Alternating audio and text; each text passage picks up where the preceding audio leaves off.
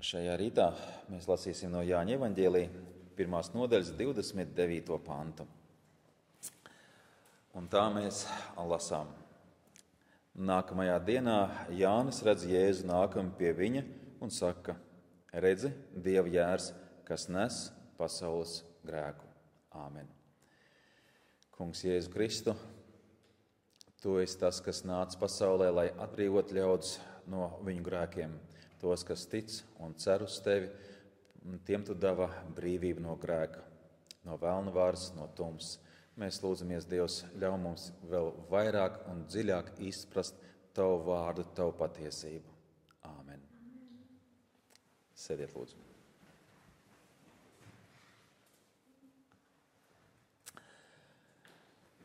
Atcerēsimies to, kādi notikumi tiek aprakstīti iepriekšējos pantos. Jānim Kristītājam bija vairākas sarunas ar delegācijām no Jeruzalemes. Tie bija ļoti ievērojami cilvēki, oficiāli pārstāvi, oficiālas sarunas. Viena no šādām delegācijām bija, par to mēs lasām 19. pantā, šī ir Jāņa liecība, kad jūdi no Jeruzalemes sūtīja pie viņa priesteris un levītus. Šī ir viena delegācija, kas nāca pie Jāņa un runāja. Bija atsūtīti arī farizeji. 24. pantā lasām, bija atsūtīti arī farizeji. Atsūtītie cilvēki, atsūtītās delegācijas, viņus interesēja vairāk jautājumu. Pirmais jautājums, kas īsti notiek? Jo liels ļaužu pulks nāca pie Jāņa no daudzām vietām, klausījās viņa svētrunas, tās ņēma vērā, nožēloja savus grēkus, tika kristīti. Viņiem bija jautājums, kas notiek, kas tu esi, ar kādām pilnvarām tu kristi, kas tev ir devis šīs pilnvaras.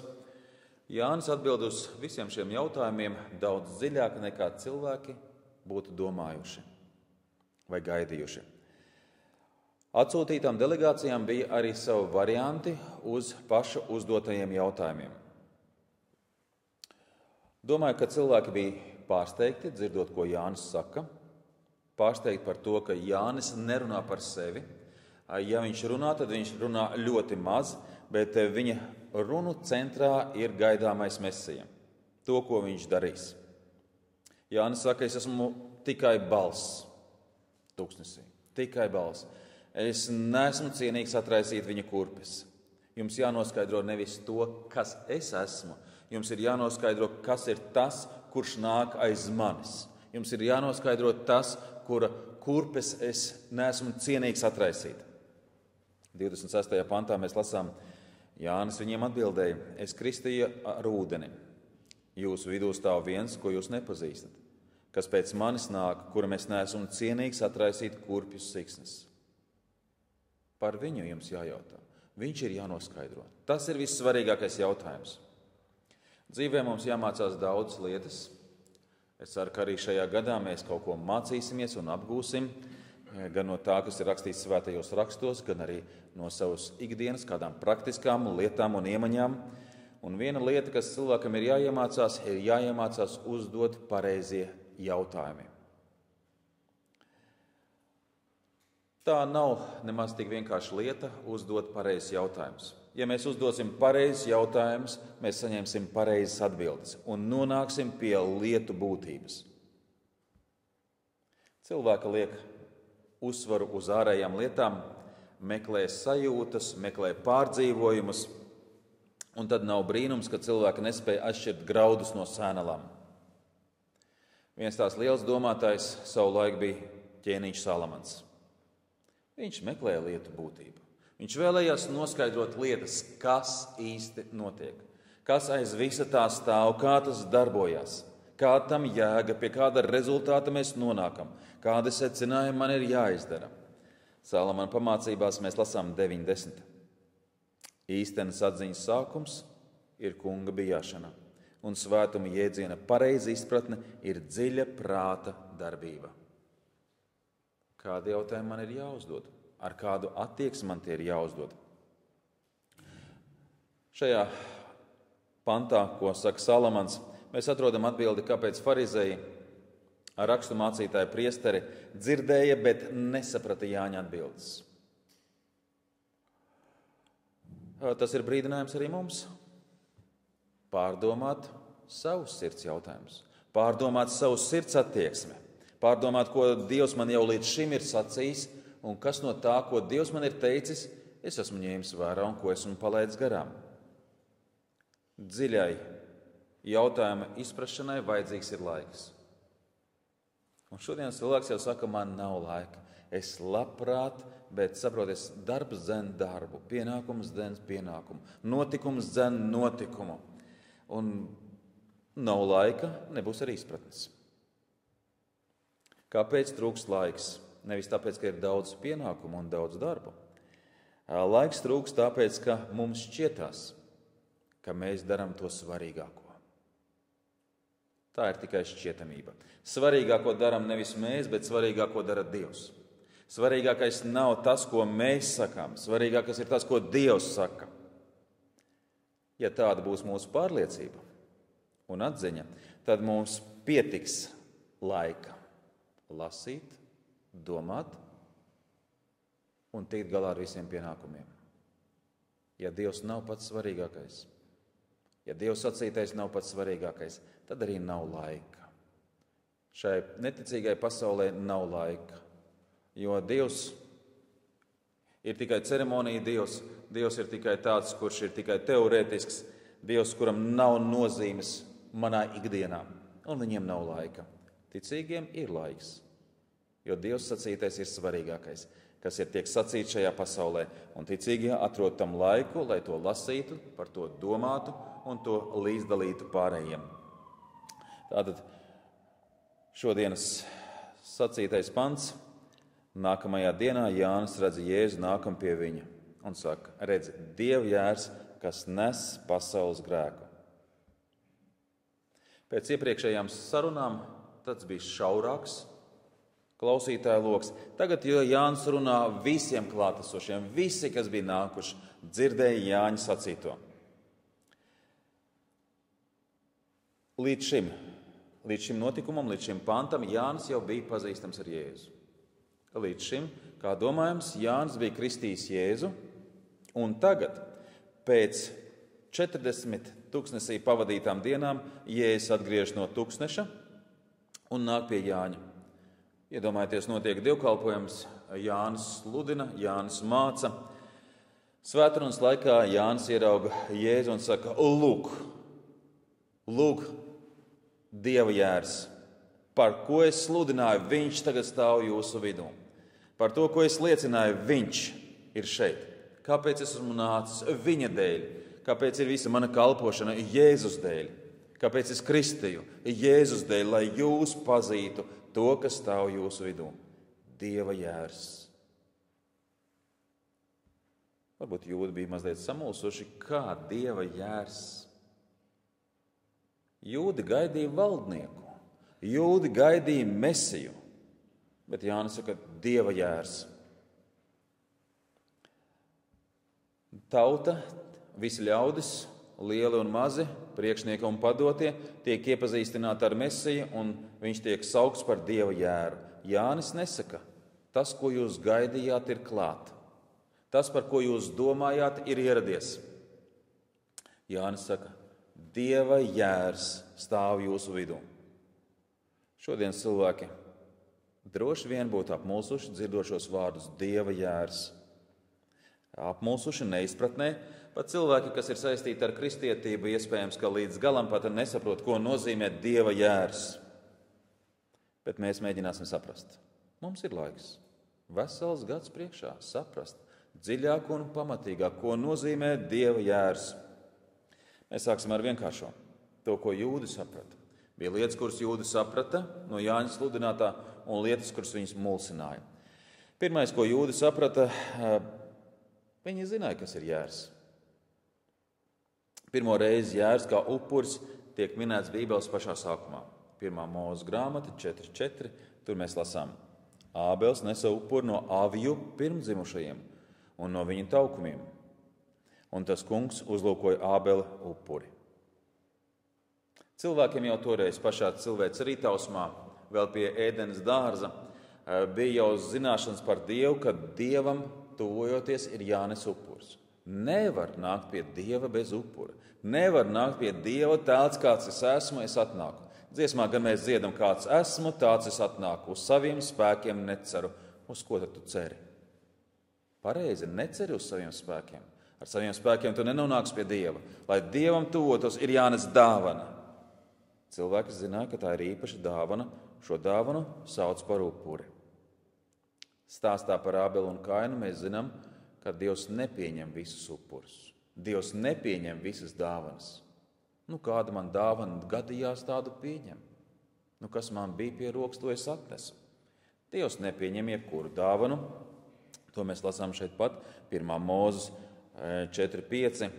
Bet Kainu un viņa upuri Dievs neuzlūkoja. Tad Kains iedegās bardzībā, un viņa vaigs raudzījās nikni. Dievs nepieņem viņa dāvanu. Cilvēks vienmēr slikti jūtās, kad nav miera ar Dievu. Vienmēr. Sabiedrība slikti jūtās. Sabiedrība dara visu iespējamo, lai sevi iepriecinātu, lai labi justos. Vai tas būtu sports, vai tā būtu kultūra, māksla. Viņi dara un dara, lai labi justos. Cilvēki iet uz koncertu, kāpēc? Lai labi justos. Cilvēki apmeklē sporta sacensības, piedalās tajās, kāpēc? Lai gūtu uzvaras, lai labi justos. Un tās sajūtas pēc kāda laika pāriet, un cilvēki slikti jūtās. Kāpēc? Atbilde ir tajā, ko mēs lasām šajā 5. pāntā. Dievs neuzlūkoja. Nav miera ar Dievu. Un tad, lai arī ko cilvēks darīs, viņš vienmēr slikti jutīsies. Tas bija ar Kainu. Nākamais zīmīgais notikums, kas nāca jūdiem prātā, bija notikums ar jūdu tautas aizsācēju Abrahāmu. Kā mēs zinām, Abrahamam un viņa sievai Sārai nebija bērnu, bet Dievs bija solījis, jums būs bērni. Jums būs tik daudz bērnu kā zvaigznes debesīs. Gadi gāja, viņi novecoja, aizvien vairāk un vairāk. Abrahamam bija ap 100 gadu un Sārai ap 90, un tad Dievs deva Īzaku. Pagāja gadi, Īzaks pieauga, un viena diena Dievs sacīja Abrahamam. 1. Mūzes 22.1 un 2, un notika, ka pēc šīm lietām Dievs pārbaudīja Abrahamu un viņam sacīja Abraham. Un tas atbildēja, te es esmu. Tad Dievs teica, ņem savu vienīgo dēlu, kur tu mīli, Īzaku, un ej uz Morijas zemi un upurē to par dedzināmo upurus, kādu no kalniem, kuru es tev norādīšu. Ābrahams iet. Paklausības un ticības pilns. Kā mēs zinām, viņi gāja 3 dienas. Ko domāja Ābrahams? Ko viņš pārdzīvoja? Katrs vecāks var kaut mazliet iedomāties, ko Abrahāms pārdzīvoja, bet ko viņš domāja? Kā viņš varēja noiet šīs 3 dienas? Un iet uz šo Morijas zemi un upurēt Īzaku. Man šķietās, ka viņš domāja, evaņģēliju viņš sev sludināja. Viņš sludināja sev evaņģēliju dienu pēc dienas, soļa pēc soļa. Dievs ir varens, Dievs ir svēts, Dievs spēj miroņus celt augšā. Ja Dievs apsolīja, ka no Īzaka būs mani pēcnācēji, Dievs viņu cels augšām, lai es nesaprotu tagad visu līdz galam. Kaut man ir smagi un grūti ap sirdi. Dievs spēj celt augšā. Un Ābrahāms upurēja Īzaku. Mēs lasām 1. Mūzes 22.11. Tad, kad šī upurēšana jau notiek, Dieva eņģelis no debesīm sauc viņam Ābrahām, bet es sacīju, te es esmu. Un viņš sacīja, neizstiep savu roku pret savu dēlu un nedara tam it nekā, jo tagad es zinu, ka tu bīsties Dieva un neesi taupījis savu vienīgo dēlu manis labad. Un Ābrahāms pacēla savas acis un ieraudzīja aunu aiz sevis, kas ar saviem ragiem bija saķēries krūmājos. Un Ābrahāms piegāja klāt, paņēma aunu un nolika to par dedzināmo upuri sava dēla vietā. Un Ābrahāms nosauca šīs vietas vārdu Jahve Jirve. Tā vēl šodien mēs teikt uz kalna. Dievs izredz. No šī notikuma jāsaprot dažas patiesības.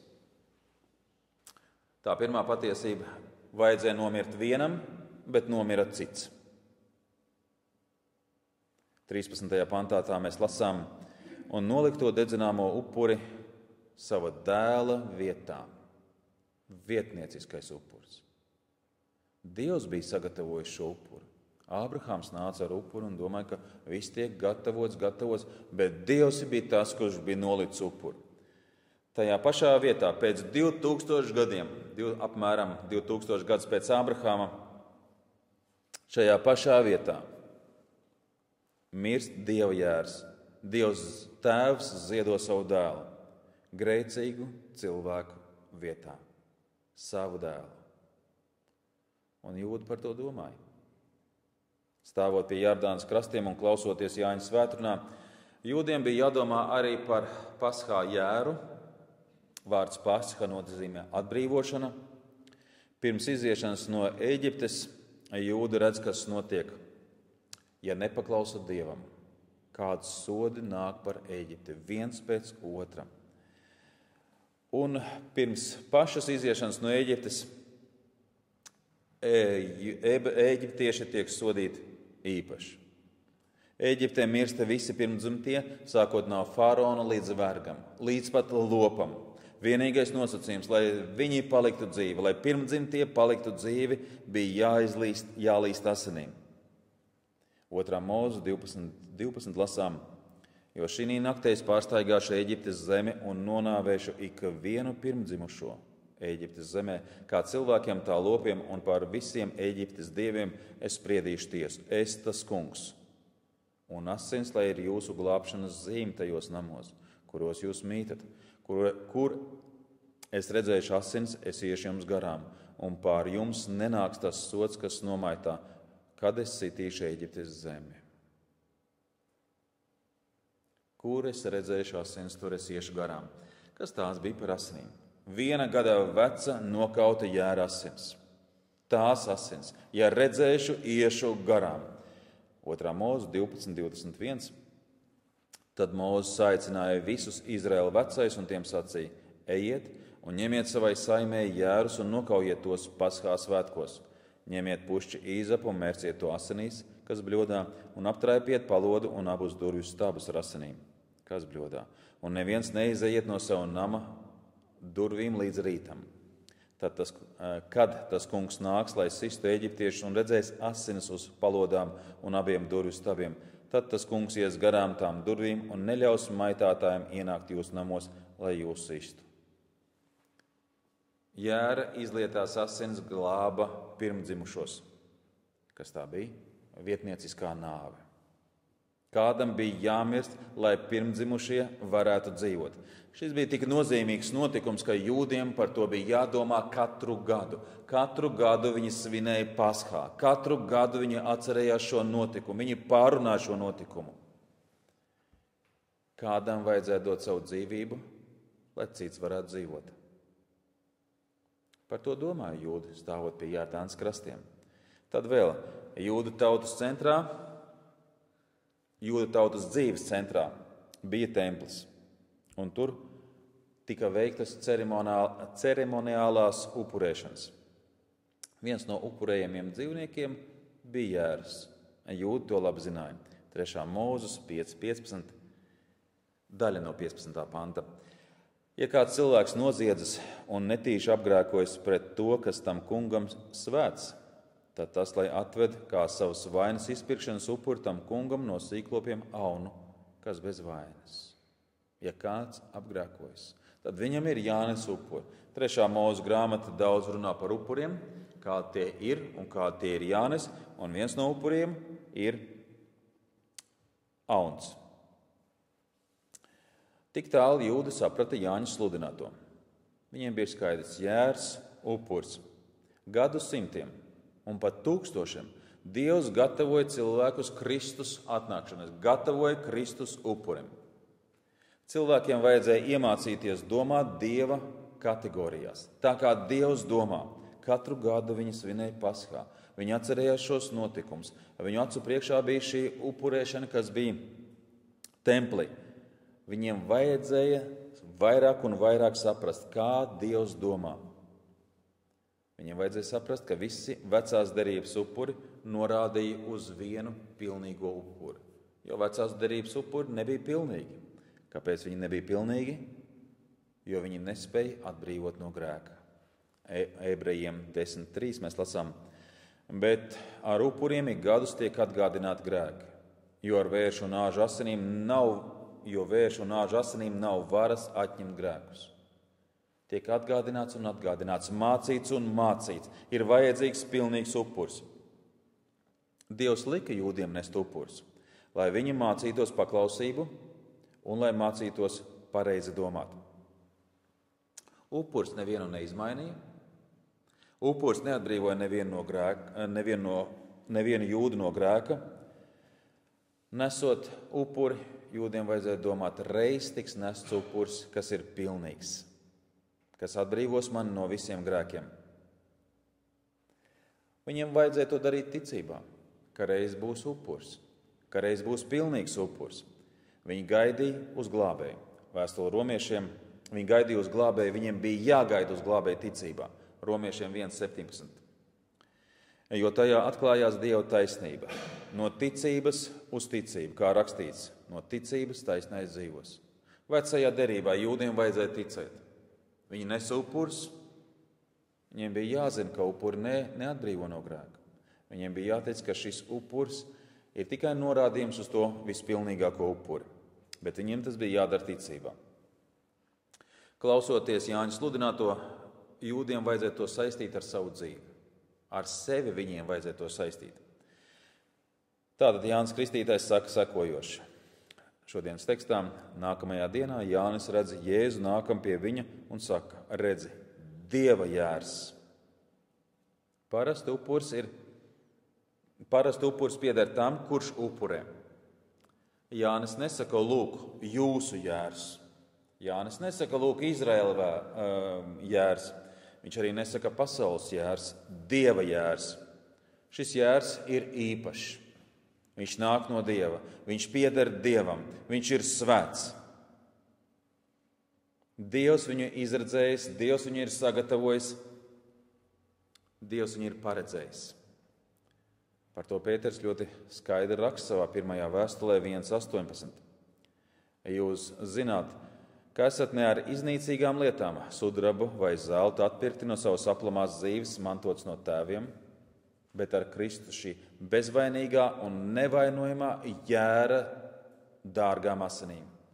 Lūk, no kā ar ko jūs esat atpirkti? Ar jēra asinīm, kas gan iepriekš izredzēts pirms pasaules radīšanas, bet atklāts laiku beigās jūsu dēļ.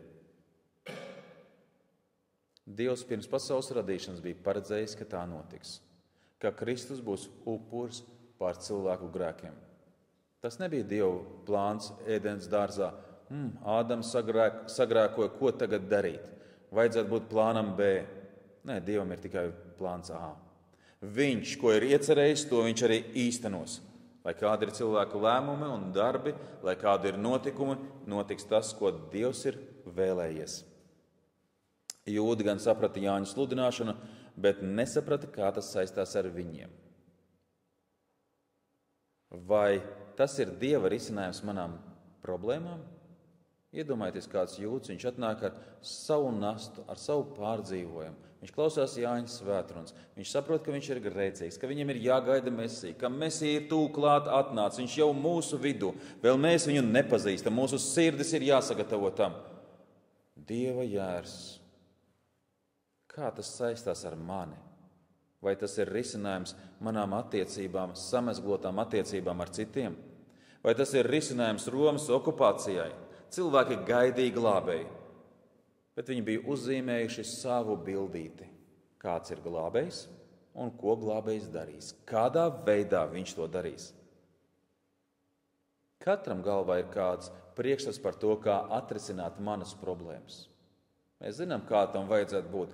Mēs it kā Dievam sakam priekšā, Dievs, tu zini, kā šo lietu manā dzīvē vajadzētu atrisināt.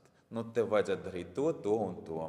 To cilvēks vajadzētu apskaidrot viņam prātu, pakārtot apstākļus, un tad jau mana situācija atrisināsies. Cilvēki domāja, ka mums ir slikti tāpēc, ka mums ir nepareiza valdība. Mums ir slikti tāpēc, ka ir nepareiza un netaisnīga nodokļu sistēma.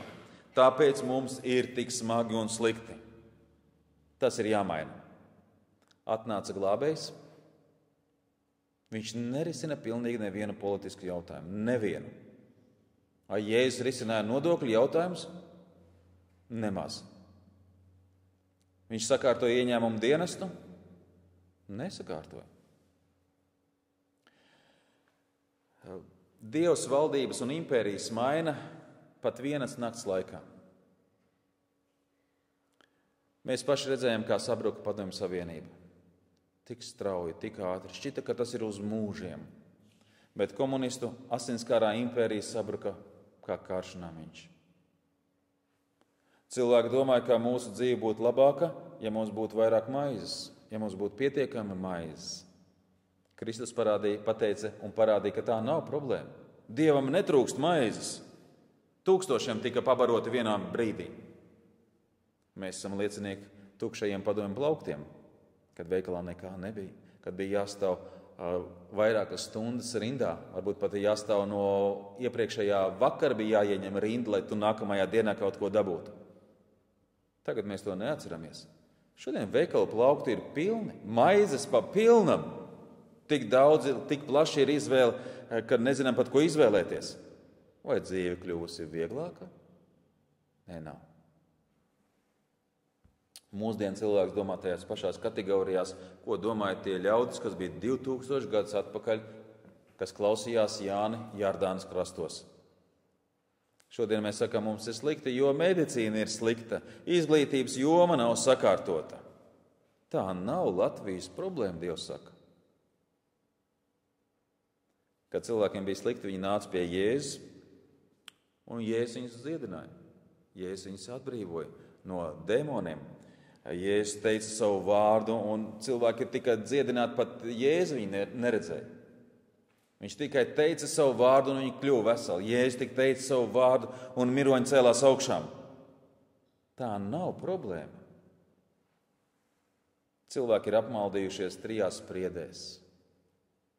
Vēstule romiešiem mēs lasām 1:22. Saugdami sevi par gudriem, tie kļuvuši ģeķi, tie kļuvuši muļķi.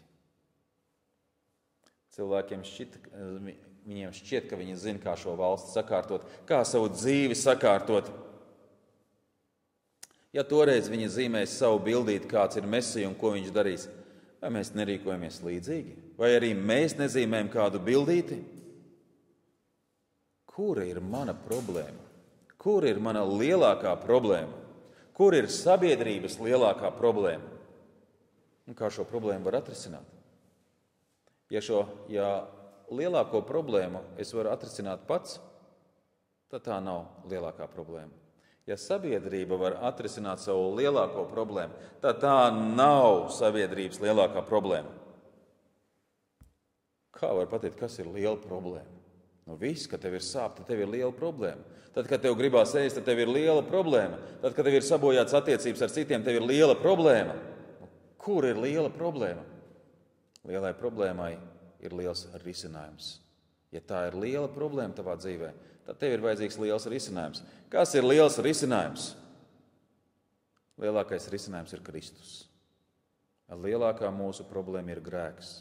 Nevis medicīna, nevis nodokļu sistēma, nevis politika, ne arī kādas citas lietas. Grēks ir lielākā problēma, un mēs to nevaram atrisināt. Šo problēmu var atrisināt tikai Dievs. Tāpēc nāk Dieva jērs. Jānis atklāja, kas ir Dieva jērs un ko Dieva jērs darīs. Vēlreiz šodienas teksts. Nākamajā dienā Jānis redz Jēzu nākam pie viņa un saka: redzi, Dieva jērs, kas nes pasaules grēku. Jāsaka, ka tas ir mazliet neprecīzs tulkojums. Nav tieši tāda grieķu vārda, kuru varētu iztulkot uz latviešu valodu. Bet precīzāk būtu tāds: redzi, Dieva jērs, kas ņem un aiznes pasaules grēku. Tas būtu precīzāks tulkojums. Jo var taču nest un atnest atpakaļ. Nē, šeit nav tā doma. Šeit viņš ņem un nes projām. Kristus aiznes prom cilvēku grēkus. Cik tālu? Tālu, tālu. Psalms 102:12. Cik tālu ir rīti no vakariem, tik tālu viņš atliek mūsu pārkāpumus nos no mums. Lūk, cik tālu Dievs aiznes projām cilvēku grēkus, kā rītus no vakariem. Kā tas ir saprotams? Pavisam vienkārši. Rīts ar vakaru nekad nesatiekas. Nekad. Rīts ir vienā pusē un vakars ir otrā pusē. Tik tālu ir grēki no cilvēkiem, kurus Kristus paņem, un viņi nekad nesatiekas. Ne tikai nekad nesatiekas, bet Dievs arī nekad nepiemin tos grēkus, kurus viņš ir paņēmis projām. Vēstule Ebrejiem 8:12. Jo es būšu žēlīgs viņu netaisnībām un viņu grēkus vairs nepieminēšu. Dažkārt ir tā, ka mēs kādam cilvēkam piedodam, ko viņš ir nodarījis kādu netaisnību, vai izdarījis kādu kļūdu, vai kaut ko nav izdarījis. Atceries, kā toreiz 16. gada 13. martā tu to izdarīji, un varbūt atgādinam to, ko viņš vēl 70. gadā bija izdarījis. Un neaizmirstam to. Kā to var aizmirst? Dievs, mēs gan daudz lietas aizmirstam, bet Dievs neaizmirst neko. Viņš saka, es neatgādināšu. Es zinu to, bet es neatgādināšu vairs par taviem grēkiem. Kas ir bijis, ir pagājis. Viss. Bet prātā var iezakties jautājums, vai Kristus aiznes projām visus grēkus, vai viņš visus grēkus paņem prom, bet varbūt arī kādus nepaņem projām. Kā ir? Dievs mūs mierina un saka caur pravieti Iesai 1:18. Nāciet, turēsim tiesu, saka tas kungs, kaut jūsu grēki arī būtu sarkani kā asinis, tomēr tie paliks balti kā sniegs. Kaut arī tie būtu kā purpurs, tomēr tie kļūs kā vilna. Visu piedots. Lai cik sarkani, cik ļauni, cik nežēlīgi. Ja cilvēks nāk un nožēlo savus grēkus un lūdz Dievam piedošanu, tad Dievs piedod. Visu piedod. Nevis mazlietiņu, es tev mazliet piedošu un tad skatīšos, kas ar tevi notiek. Ko tu darīsi tālāk? Nē, ja ir piedots, tad ir piedots.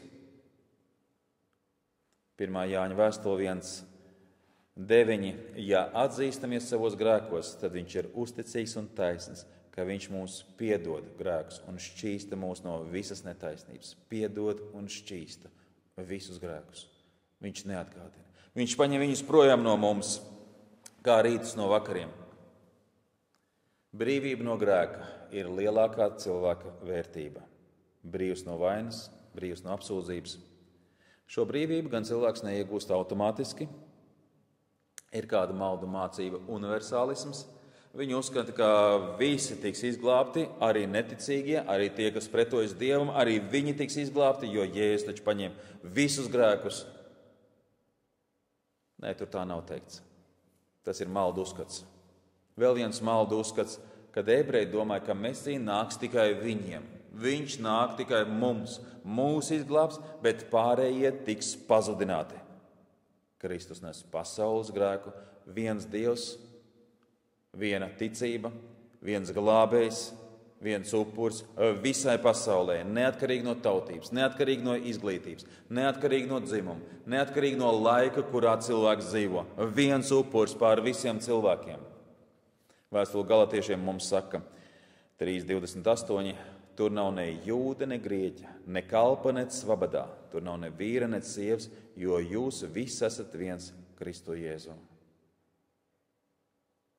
Piedots visiem. Brīvs. Kristus nešķiro. Grēku piedošanu saņem tikai tie, kas nāk pie Kristus un kļūst par viņu mācekļiem. Pārējie nesaņem. Tas nav tā automātiski. Ieslēdzu gaismu un gaisma ir visiem. Nē. Grēku piedošana tiem, kas nāk pie Jēzus un kļūst par viņu mācekļiem. Marka evaņģēlijā mēs lasām Marka 16:15. Un viņš tiem sacīja, tas ir mūsu kungs, ejiet pa visu pasauli un pasludiniet evaņģēliju visai radībai. Visiem pasludiniet, visiem nešķirojiet, visiem stāstiet. Kas tic un top kristīts, tas taps izglābts, bet kas netic, tiks pazudināts. Cilvēkam dodas divas iespējas – atzīt sevi par grēcinieku un vainīgu Dievu priekšā, vai arī palikt ar savu taisnības sajūtu un ar savām pretenzijām pret Dievu. Bet atcerieties vienu. Dievam pieder galavārds. Visur. Dievs sacīs savu galvārdu. Dievs saka punkts. Kas sagaida visus cilvēkus? Mēs nezinām, kad tas notiks, bet mēs zinām, ka būs notikumi, kas ir aprakstīti Atklāsmes grāmatā, un vēlreiz vērts ir viņus lasīt. Ir īpaši tiem, kas paliek pie savas taisnības. Atklāsmes grāmata, 20. nodaļa, sākot ar 11. pantu. Tad es redzēju lielu baltu goda krēslu un to, kas tanī sēdēja. No viņa vaiga bēga zeme un debesis, un tiem nebija kur palikt. Kāpēc viņi bēga? Es redzēju mirušos lielos un mazos stāvam goda krēsla priekšā, un grāmatas tika atvērtas. Tika atvērta vēl cita grāmata. Tā ir dzīvības grāmata. Mirušie tika tiesāti pēc tā, kas rakstīts grāmatās, pēc viņu darbiem. Zeme bēga, cilvēki bēga, jo tā bija tiesas diena atnākusi, kad Dievs sacīs savu vārdu par visiem cilvēkiem, par lieliem un maziem, par jauniem un veciem. Cilvēkiem ir dažāds dzīves gājums. Kādi nodzīvo ilgi, kādi nodzīvo pavisam īsu brīdi. Bet visi tiks sapulcināti pie Dieva troņa, un viņš spriedīs tiesu pēc darbiem. 13. pants. Jūra atdeva savus mirušos, nāve un viņas valstība atdeva savus mirušos, un tie tika tiesāti ik viens pēc viņu darbiem. Arī nāve un nāves valstība iemet uguns jūrā. Šī ir otrā nāve, uguns jūra.